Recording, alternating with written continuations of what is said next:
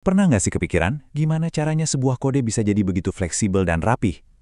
Nah, dalam pembahasan kali ini, kita bakal bongkar dua konsep kunci di balik kode yang elegan dalam Dart, polimorfisme dan abstraksi. Coba deh bayangin, kita lagi bikin aplikasi editor grafis. Kita punya satu fungsi, sebut aja gambar, ya. Nah, pertanyaannya, apa kita harus bikin fungsi terpisah buat tiap bentuk? Kayak gambar lingkaran koma, gambar persegi koma, gambar segitiga koma. Wah, repot banget kan? Nggak efisien sama sekali. Disinilah keajaiban Object-Oriented Programming mulai terasa. Jawabannya adalah sebuah konsep keren yang namanya polimorfisme. Dari namanya aja udah kelihatan, poly itu banyak, morph itu bentuk. Jadi intinya, ini adalah kemampuan satu objek untuk punya banyak wujud. Biar lebih jelas, yuk kita lihat cara kerjanya. Oke, supaya kita paham betul konsep ini, kita bakal bedah satu persatu. Ini dia agenda kita. Kita mulai dari yang paling dasar. Polimorfisme ini paling sering kita lihat pas kita lagi berurusan sama pewarisan atau inheritance. Langsung aja kita lihat contoh kodenya. Coba perhatikan kode ini. Kita punya kelas induk namanya bentuk, yang punya metode gambar. Terus, ada dua kelas anak, lingkaran dan persegi, yang mewarisi dari si bentuk.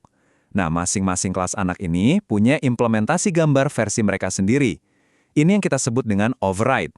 Dan disinilah bagian sulapnya. Lihat deh, variabel bentuk 1 dan bentuk 2. Keduanya kita deklarasikan sebagai tipe bentuk. Tapi, kita bisa masukin objek lingkaran ke yang satu dan objek persegi ke yang satunya lagi. Ini tuh ibarat kita punya satu kotak mainan dengan label bentuk. Tapi, isinya bisa mainan lingkaran, persegi, atau apapun. Terus, pas kita panggil bentuk satu dot gambar, apa yang dieksekusi? Walaupun tipe variabelnya bentuk, Dart itu pintar. Dia tahu kalau isi sebenarnya dari bentuk satu adalah objek lingkaran. Jadi yang dijalankan ya metode gambar punya si lingkaran. Begitu juga dengan persegi. Inilah inti dari polimorfisme, di mana metode yang dipanggil ditentukan saat program berjalan atau runtime. Keren kan? Kode kita jadi jauh lebih dinamis. Oke, secara teori ini emang keren. Tapi, untungnya buat kita apa di dunia nyata? Kenapa kita harus repot-repot pakai cara ini? Jawabannya simpel banget. Kode kita jadi super fleksibel. Misalnya, kita mau nambahin bentuk baru, katakanlah segitiga. Kita tinggal bikin kelasnya aja, tanpa perlu ngubah fungsi utama yang manggil gambar. Ini bikin kode kita jadi gampang banget buat dikembangin dan dirawat ke depannya. Tapi, tunggu dulu. Gimana kalau kita mau melakukan sesuatu yang spesifik? Misalnya kita mau hitung radius, tapi kan cuma lingkaran yang punya radius.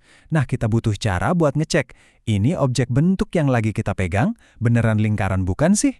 Nah, buat kasus kayak gitu, Dart udah nyiapin dua senjata buat kita. Pertama ada operator is. Anggap aja is ini kayak detektif yang ngecek, "Hey, kamu ini beneran objek mobil?"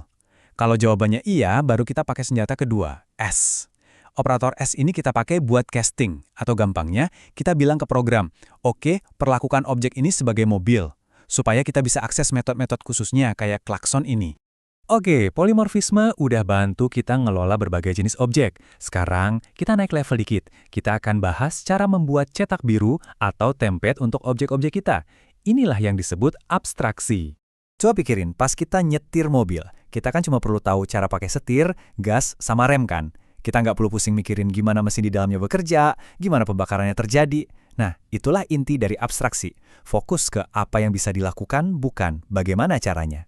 Di Dart, kita bisa menciptakan abstraksi ini pakai abstract class. Anggap aja ini sebuah konsep, kendaraan itu kan sebuah ide ya. Kita nggak bisa bikin objek kendaraan yang generik, tapi kita bisa bikin objek yang spesifik, kayak mobil atau motor, yang mengikuti cetak biru dari si kendaraan ini. Di dalam kelas abstrak, kita bisa punya dua jenis method. Pertama, method abstrak, kayak start dalam kurung. Ini cuma kontrak, nggak ada isinya, dan dia maksa semua kelas anak buat bikin versi start mereka sendiri. Kedua, ada method konkret, kayak stop dalam kurung. Nah, yang ini udah ada isinya, udah ada kodenya, dan bisa langsung dipakai sama kelas anak. Konsep tadi membawa kita ke sebuah pertanyaan penting dalam mendesain kode. Kapan kita sebaiknya mewarisi sifat, dan kapan kita cuma perlu menjanjikan sebuah kemampuan. Nah, Dart punya dua kata kunci untuk ini, extends dan implements. Coba kita pakai analogi, extends itu untuk hubungan adalah sebuah. Misalnya, mobil adalah sebuah kendaraan. Jelas kan? Sedangkan implements itu lebih ke bisa melakukan. Contohnya, burung bisa terbang dan pesawat juga bisa terbang.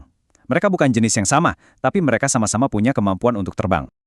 Tabel ini ngerangkum perbedaannya dengan jelas banget. Pakai extends, kita mewarisi semua kode dari satu kelas induk. Kalau implements, kita cuma ngambil kontrak atau daftar kemampuan dari sebuah interface. Dan kita bisa implements dari banyak interface sekaligus.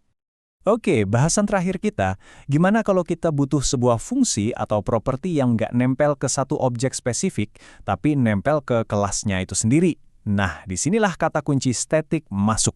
Ini namanya static members.